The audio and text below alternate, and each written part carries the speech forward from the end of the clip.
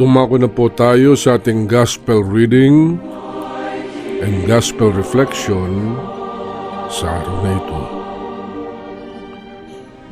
Ang mabuting balita ayon kay Juan, Kabanata 15, talata 11 hanggang 15. Hallelujah. Kung tinupad ninyo ang aking mga utos, mananatili kayo sa aking pag-ibig. Tulad ko, tinutupad ko ang mga utos ng aking Ama, at ako'y nananatili sa kanyang pag-ibig. Sinabi ko sa inyo ang mga bagay na ito upang makahati kayo sa kagalakan ko at malubos ang inyong kagalakan. Ito ang aking utos. Mag-ibigan kayo gaya ng pag-ibig ko sa inyo. Walang pag-ibig na hihigit pa sa pag-ibig ng isang taong nag-aalay ng kanyang buhay para sa kanyang mga kaibigan. Kayo'y mga kaibigan ko kung tinutupad ninyo ang mga utos ko. Hindi na kayo inaaring alipin, sapagkat hindi alam ng alipin ang ginagawa ng kanyang Panginoon. Sa halip, inaari ko kayong mga kaibigan, sapagkat sinabi ko sa inyo ang lahat ng narinig ko sa aking Ama.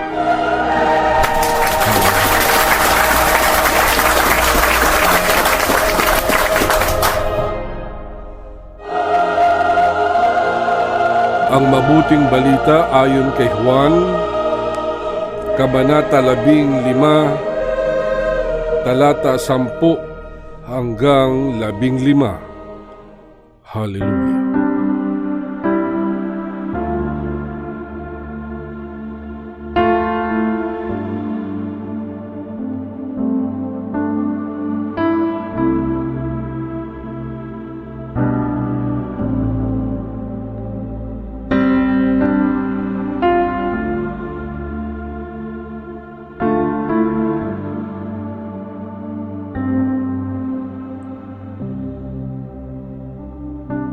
Walang pag-ibig na hihigit pa sa pag-ibig ng isang taong nag-aalay ng kanyang buhay para sa kanyang mga kaibigan.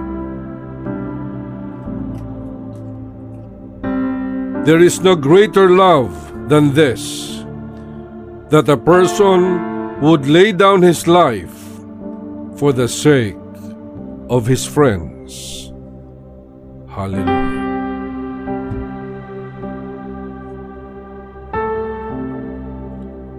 Nakasulat po sa Henesis Kabanata 1, talata 27, mga iniibig, na ang tao po ay nilikha ng Diyos ayon sa kanyang wangis, ayon sa kanyang hitsura. But since we are just creations of God, we are subject to natural law.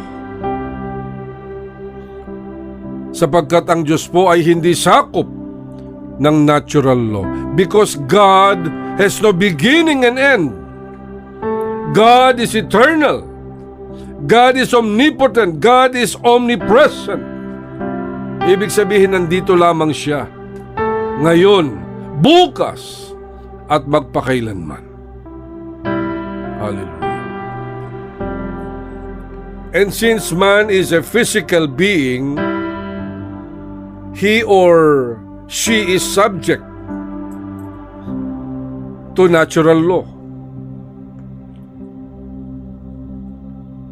He or she will get older, to get sick, to die later on. Natural po yan, mga inibig. Natural order of things. Maging sa kaisipan po, kakayahan, talento, skills, may hangganan po ang lahat ng yan. Because we are only humans, we have a beginning and we have an end. At ganun din po ang kabaitan ng tao, mga iniibig. May hangganan din. Ang pasyensya ng tao, may hangganan din po yan. Ang kabutihan ng tao, may hangganan din po yan. It cannot be limitless.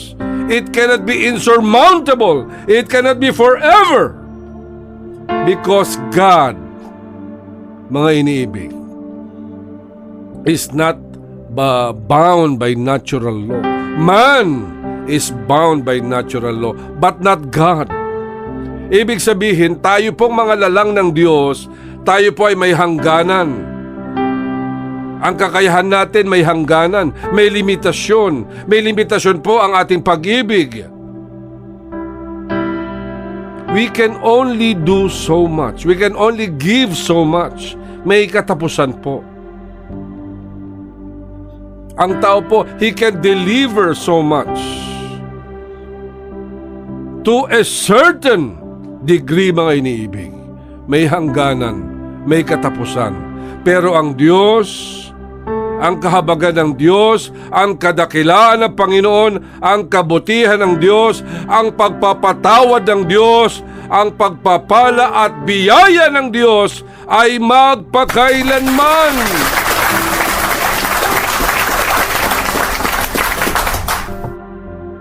Opo, mga iniibig, magpakailanman, forever, in all of eternity. That is not bound by space and time. It is limitless. It is supernatural. It is divine. It is forever and ever and evermore. Sa wikang Pilipino po, ang pag-ibig ng Diyos, ang dakilang pag-ibig ni Kristo, ang kadakilaan ng Diyos ay magpasawalang hanggan.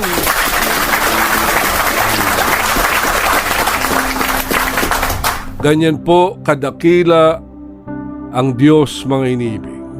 That is how great is our God. Kanya millions or billions away ang difference ng tao sa Diyos. Napakalayo po, mga iniibig. Man has limited love, but God has unlimited love. From the moment we were born, nandyan po ang pag-ibig ng Diyos sa atin. Simula nung tayo po o ikaw ay pinanganak hanggang sa sumandaling ito, mga iniibig, mabibilang mo pa ba ang milyong-milyong bilang ng pag-ibig ng Diyos sa iyo araw-araw? Starting when you were a baby until the very moment that you are listening right now. Sobra-sobra ho ang pag-ibig. Dakilang pag-ibig at pagmamahal na ibinibigay sa iyo ng ating Panginoong Diyos sa kada minuto po ng ating buhay. Kaya ito po ang sad truth na hindi po nabibigyang pansin, binibigyang halaga ng mga tao. Pero kung bibilangin mo, mga iniibig, ang pag-ibig, pagpapala at biyaya ng Diyos sa iyo, aba, baka isang taon na hindi pa rin tapos. Hindi ka pa rin tapos kakabilang ng kadakilaan ng Diyos sa iyong buhay. At hindi mo talaga mabibilang, mga iniibig. You will lost count. And you can never count it because His love for you transcends not only here on earth in your physical life, but it will continue even in the other life, mga iniibig. Kahit daw sa kabilang buhay, kasama mo na siya, ay nandoon pa rin, nagpapatuloy pa rin ang dakilang pag-ibig ng Diyos sa iyo.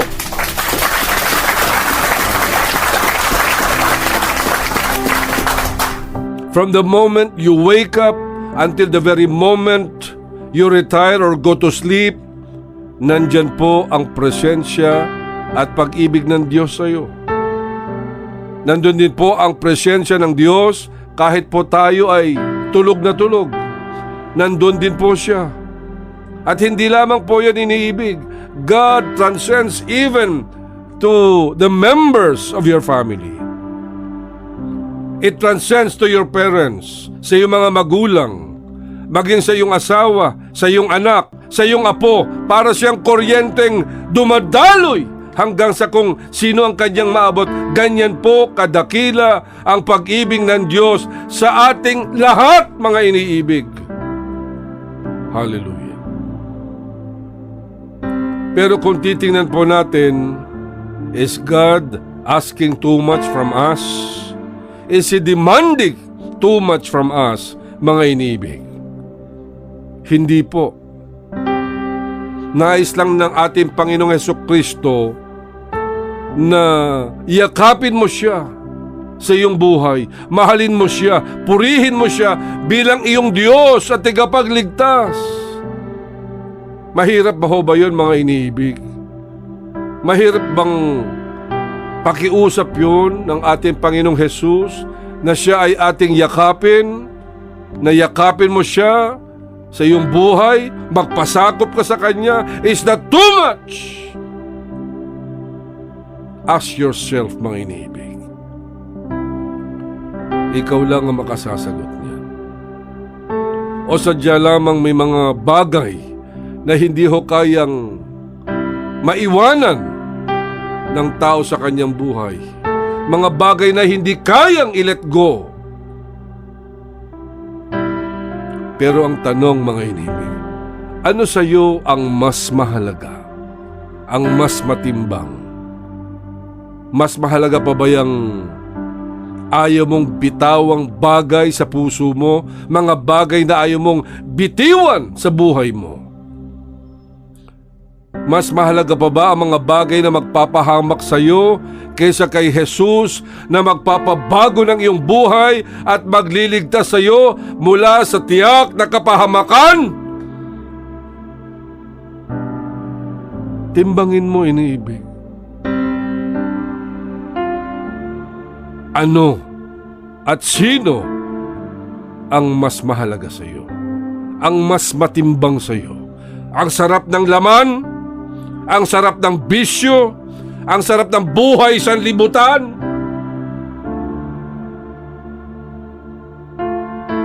Kanya yung iba po nakalulungkot.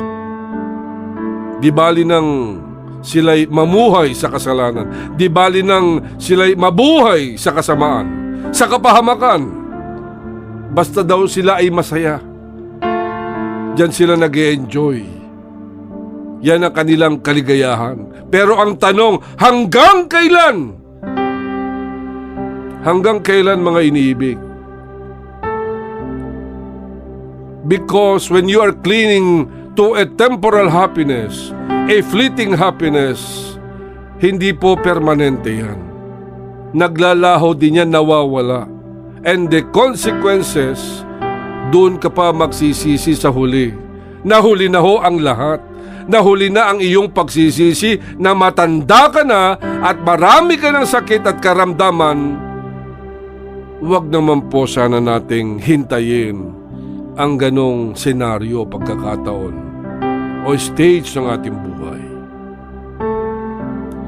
Kanya po habang malakas ka pa, iniibig, habang may pagkakataon ka pang ituwid ang lahat ng iyong pagkakamali, and that is the right moment sa ngayon, right now.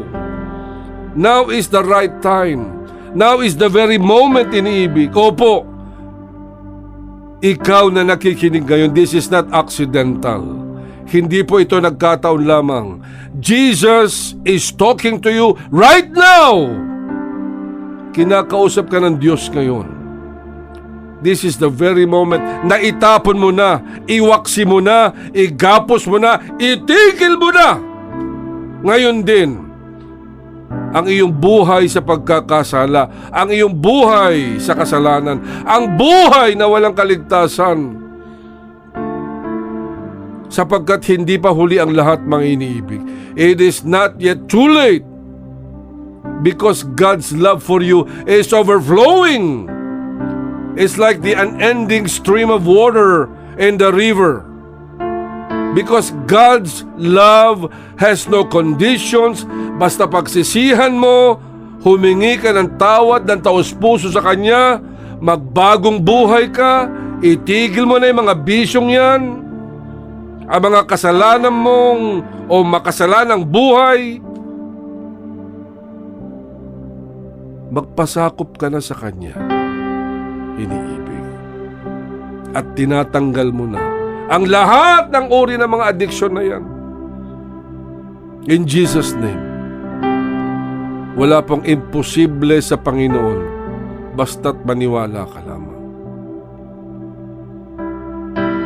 Because if you embrace Jesus Christ in your life, you draw strength from Him.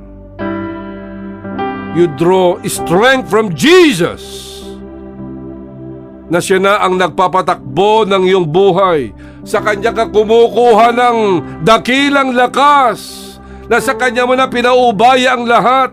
Sa Kanya na manggagaling ang iyong sigla, ang iyong lakas. Na kumbaga sa cellphone, mga iniibig, siya po ang iyong charger. Sapagkat kung wala kang charger, ay mamamatay po ang cellphone mo, di po ba? Kumbaga sa tahanan, siya po ang ating source ng kuryente. Siya po ang elektrisidad natin. Sapagkat kung wala po, magiging madilim. Wala po tayo makikita. Kumakapa po tayo sa dilim. Kumbaga, ang hirap maglakad sa kadiliman. Dahil madilim, ang ating pong Panginoon. Siya po ang ating flashlight. Siya po ang ating baterya.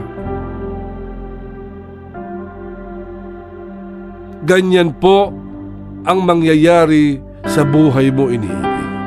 Na kung wala si Jesus, walang saysay ang ating buhay.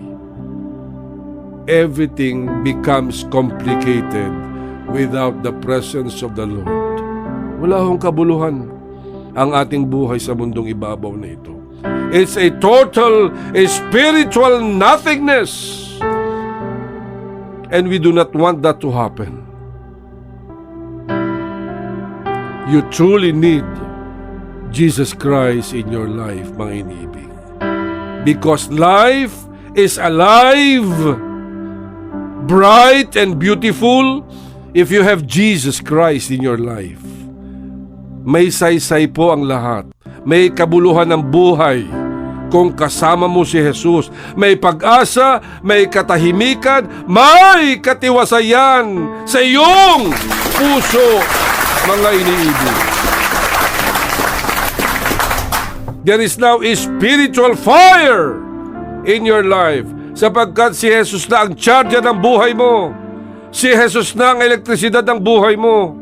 Si Jesus na ang baterya ng buhay mo. Your life is recharged and electrified. Punong-puno na ng buhay mo dahil ang buhay na Diyos, si Jesus na buhay, ay kabahagi na ng iyong puso, kabahagi na ng iyong isip, kabahagi na ng iyong buhay. Ang sarap-sarap mabuhay na kasama ang Diyos, na kasama si Kristo sa pangalan ni Jesus. Amen and amen.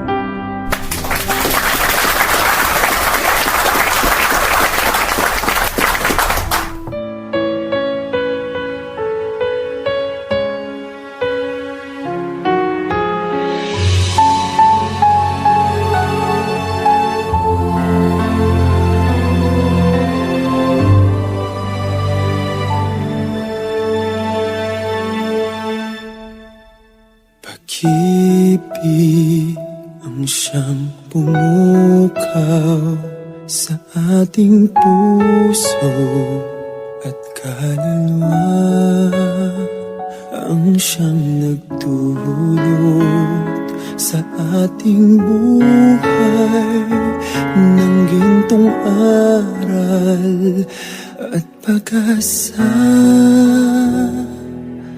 Pag-ibig ang siyang buklod natin, di mapapapig kailan pa man.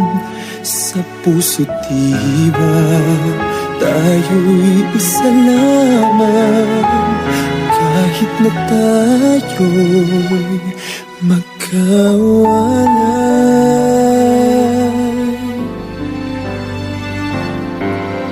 Pagkat ang Diyos natin, Diyos ng pag-ibig,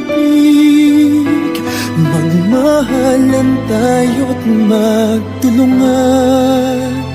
At kung tayo'y bigo, ay huwag limutin na may Diyos tayong nagmamahal.